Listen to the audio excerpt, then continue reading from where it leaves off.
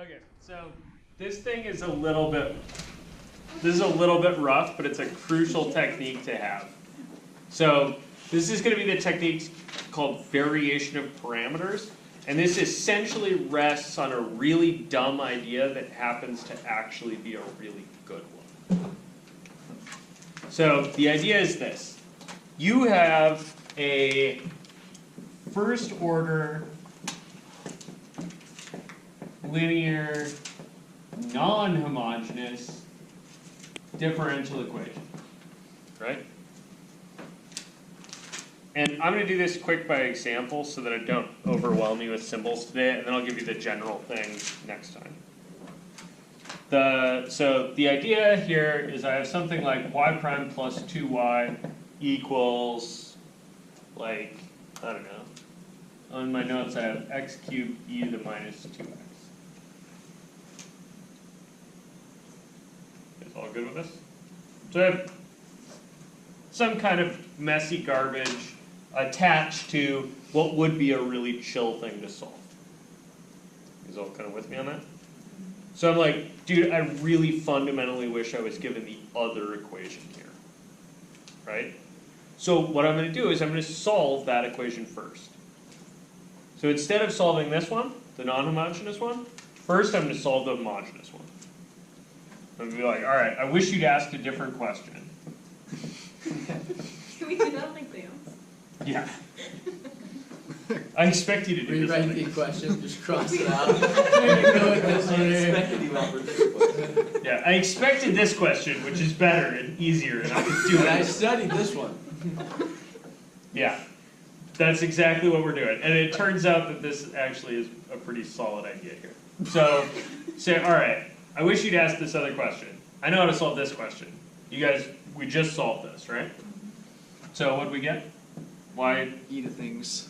C times E to the, some constant raised, or some constant times e to the minus 2x, I think? Yeah, you got it.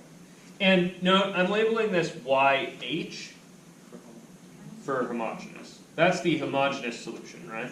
I know that if I plug that in, I'm going to get 0 out. You guys all good with this? And then I'm going to say, okay, so best guess, I plug in something like this, right? But what do I know happens if I take this and plug it into my differential equation? Yeah, I know it's not going to work because I know when I plug this thing into that differential equation, I get 0 out, right? So if I guess this, I know I'm going to get 0 equals the non-homogeneous stuff. That's not true, right? This stuff isn't identically 0. So it seems like I'm kind of shit out of luck. Then I'm going to do something really, really silly. I'm just going to say, like, what if instead of having a number here, what if I had a function there? I don't know, maybe. Let's try something and find out. So that's going to be your strategy. You solve the homogeneous version. That's going to give you the homogeneous solution. And then you're going to go like this. You're going to say, guess y is some function of x, so I'm going to call it u of x times e to the minus 2x. It's all with me on that? And then I'm going to be like, all right, so y prime then?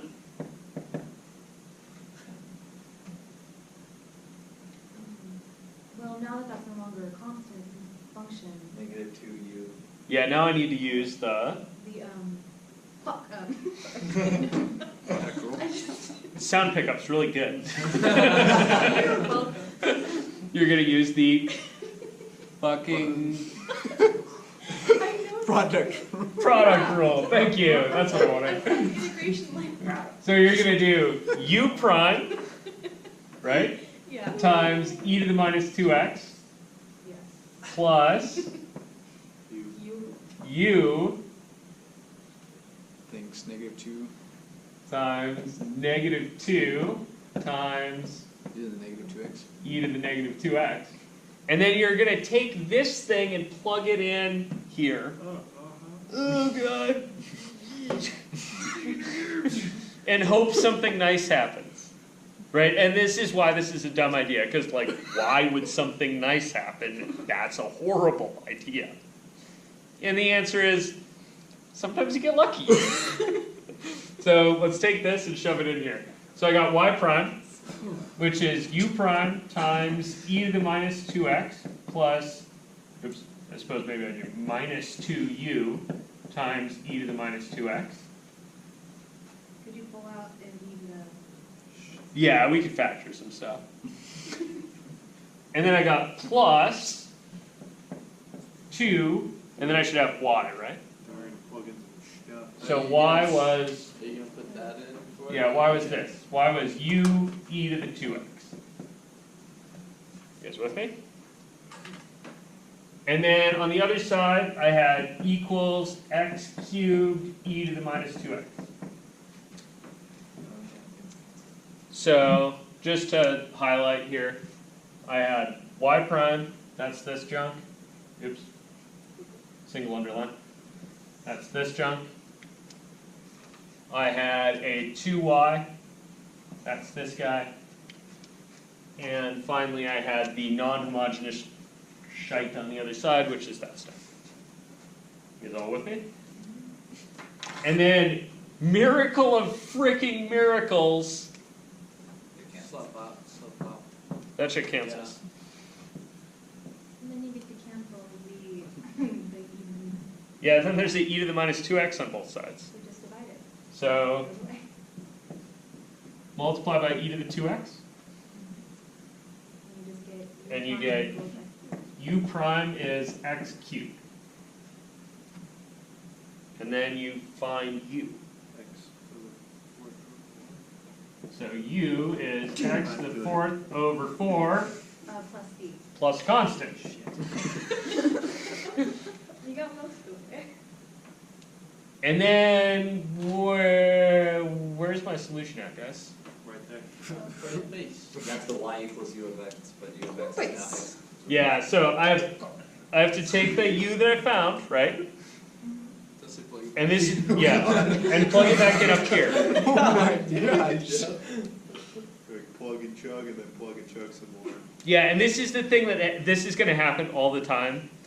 I really, really like to, I really should have done a better job with this today because I should illustrate good habits at the beginning. But when I'm doing this, when I'm doing the bigger problems, every time I make a substitution or something or make a guess, I like to highlight that in my work so that I don't accidentally erase it and so that I remembered all of them as I back substitute. So That's the plug back in. later here, we're going to get to the point where we have 3 or 4 of these, and you're going to just tile them backwards. So here I got u. So I'm going to take my u, I'm going to plug it in the y. So my y is going to be x to the 4th over 4 times e to the minus 2x plus some constant times e to the minus 2x. Now it's important that we include the constant has the even and negative 2x.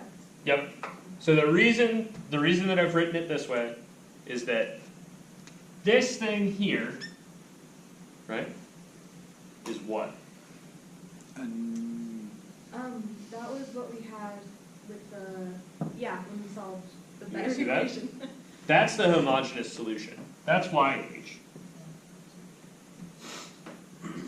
This thing here, it's called the particular solution. Lots of books will write as YP. What's that? And this is going to imply, it's the particular solution, it's the one that solves the non-homogeneous equation without any of the homogeneous parts. Gotcha. Wait, so why is it x to the 4th over 4 e to the minus 2x plus ce? That was, I took my u, Yes. which I was supposed to multiply by e to the minus 2x, and I distributed the e to the minus 2x into each piece. And the reason I did that is to highlight that no matter what technique you use to solve differential equations, you're almost always going to have a general solution that looks like a particular solution plus some homogeneous stuff. Okay.